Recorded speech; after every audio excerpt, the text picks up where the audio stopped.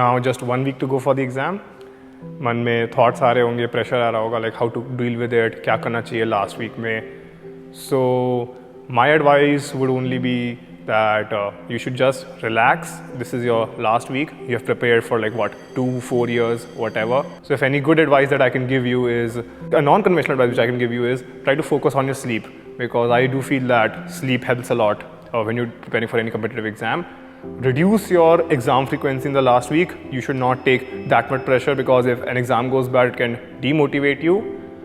And when it comes to the actual day, so I think like few common suggestions that you should look for the exam center beforehand. You should be prepared for that. Stay hydrated and don't do mistakes like me for like forgetting your specs. So, and also that day of the exam, it will be a lot of pressure for you. But if anything I can say to you is, it's an exam you will give once in your life, right? Most of you. So just enjoy that day.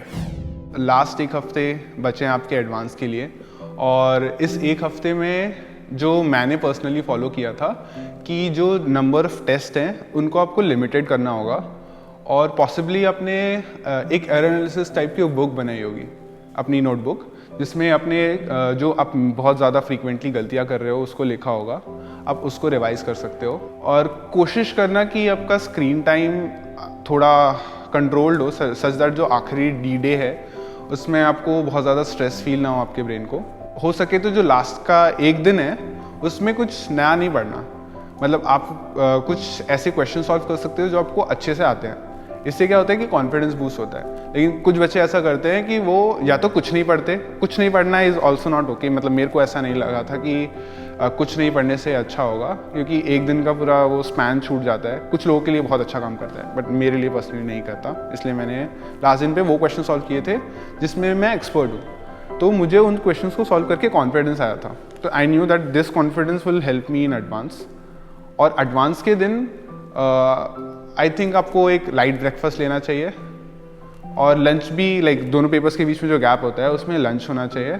और हो सके तो अपने parents के साथ जाना, और paper 1 paper 2 के बीच में पेपर 1 की बातें मत करना. As it's only 1 week left for the JEE Advanced, so it's time that you have covered all of the syllabus.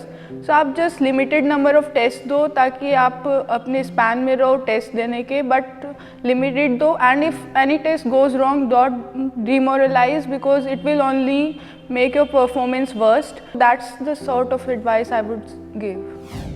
मैं ये कहूँगा कि अब तुमने 2 साल जितनी मेहनत की है, तुम्हें उसका बेस्ट आउटकम लेने की कोशिश करनी है. तो JEE is not only an academic game.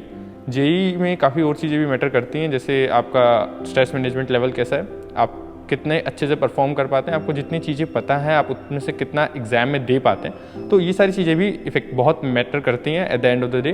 तो मैं कहूँगा कि आखिरी के जो दिन है उसमें कोशिश करें कि आप थोड़ा खुश हैं, है ना, और बाकी जितना हो सके अपने ऊपर काम करें ताकि आप एग्ज़ाम वाले दिन स्ट्रेस फ्री होके अपना बेस्ट दे पाएँ, क्योंकि जितनी तैयारी होनी थी वो हो चुकी है.